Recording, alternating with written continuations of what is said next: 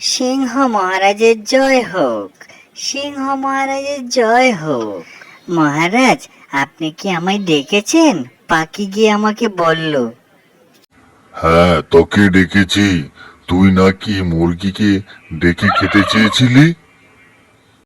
এসব আমি কি শুনতেছি? হ্যাঁ, শিয়াল, তুই কি জানিস না আমি জঙ্গলে প্রাণী খাওয়া সম্পূর্ণ নিষেধ করেছি? শিয়াল, তুই আমার হুকুম কেন অমান্য করেছিস? আরে মহারাজ, আপনি কি ওই মুরগির কথা বিশ্বাস করেছেন? আমার কি এত সাহস আছে আপনার কথা অমান্য করা?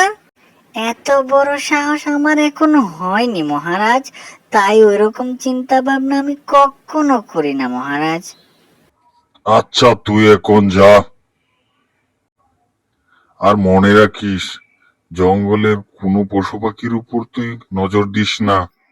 আচ্ছা মহারাজ, আপনি যাই বলবেন আমি তাই করব মহারাজ। আপনি হলেন এই বনের রাজা, আপনি যা বলবেন তাই হবে। অন্যদিকে একটি বাঘ গুহা থেকে বের হয়ে গর্জন শুরু করতে লাগলো। বাঘটি অনেক ক্ষুধার্ত ছিল। সে ক্ষুধার যন্ত্রণা নিয়ে বনের দিকে হাঁটতে শুরু করলো। কিছু না কিছু তো খেতে হবে। কিরে শিয়াল, কোথায় গিয়েছিলি?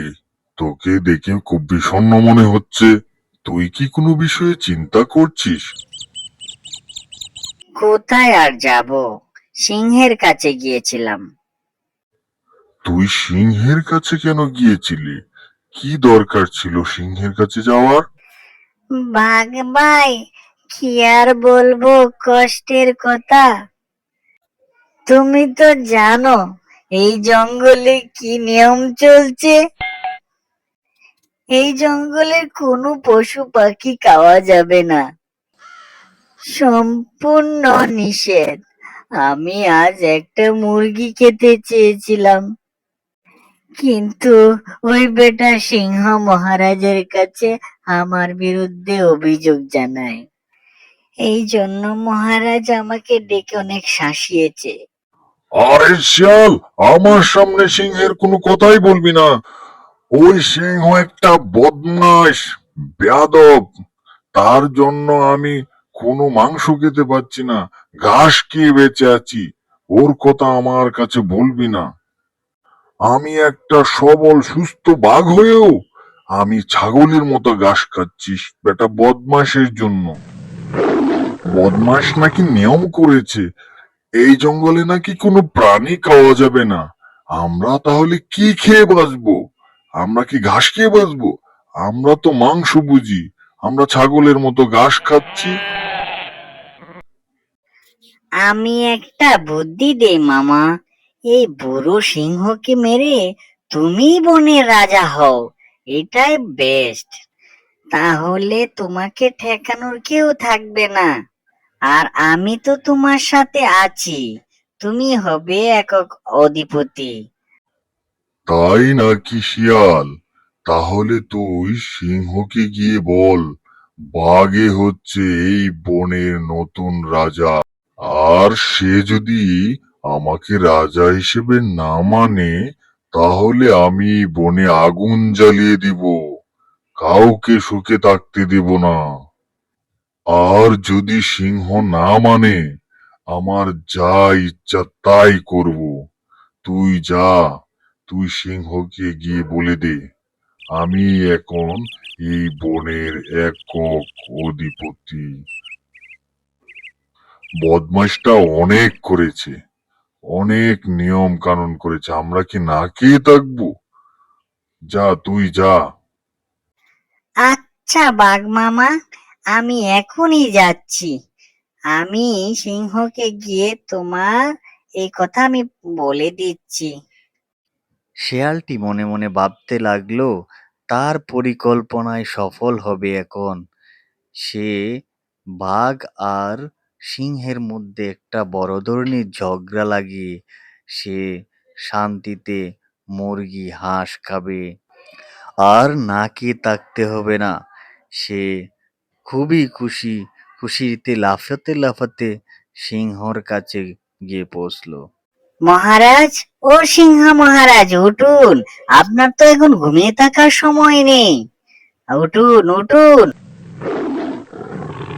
কি রে শিয়াল, তুই আবার এখানে এলি কেন? আবার কি ঘটিয়েছিস? মহারাজ, আপনি কি শুনেছেন বাঘ এই জঙ্গলের রাজা হয়ে গেছে? কি বলছিস এসব? আমি এই বনের রাজা, আমি থাকতে বাঘ কিভাবে এই বনের রাজা হলো? মহারাজ, বাঘ আপনার কোনো কথাই মানবে না। বাঘ এখন এই বনের রাজা, সেই কথাই বলে দিয়েছে। আর আপনি যদি বাধা দেন, তাহলে আপনাকে সে মেরেই ফেলবে, সেই হুমকি দিয়েছে। কি? আমাকে সে রাজা হিসেবে মানে না? এত বড় সাহস বাঘের! ও আমাকে মারতেও চায়। আজ ওই বেটার খবর আছে, দেখাচ্ছি মজা। আমি এক্ষুনি যাচ্ছি, দেখি সে আমার কি করে।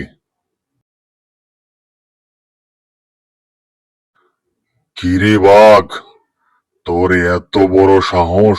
তুই নাকি আমাকে মেরে রাজা হতে চাস? এত বড় সাহস তোর! এত সাহস তোকে কে দিয়েছে? আজ তোকে আমি দেখেই নিব। তুই সামান্য বাঘ হয়ে এত বড় কথা বলিস? আরে দূর, তোকে রাজা হিসেবে কে মানে?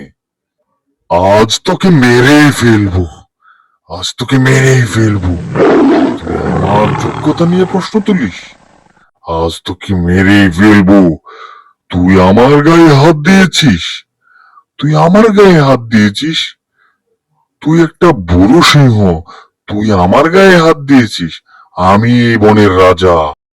তোর মন গড়া নিয়মে আর চলবে না। আহ আহ এই, তোমরা থামো। তোমরা ঝগড়া করছো কেন? ওই খরগোশ, তুই আমাদের মাঝে এসেছিস কেন? তুই এখান থেকে যা। এই সিংহ, তোমরা এখন কি করছো? এইসব তোমরা বন্ধ করো। ঝগড়া করে কি হবে? তুমি যে সিংহের সাথে মারামারি করছিলে, তুমি যদি মারাও যেতে, তুমি তো আর পৃথিবীতেই থাকতে না। তাহলে এমন লড়াই করে লাভ কি? আর সিংহ মহারাজ, আপনি এসব কি করছেন?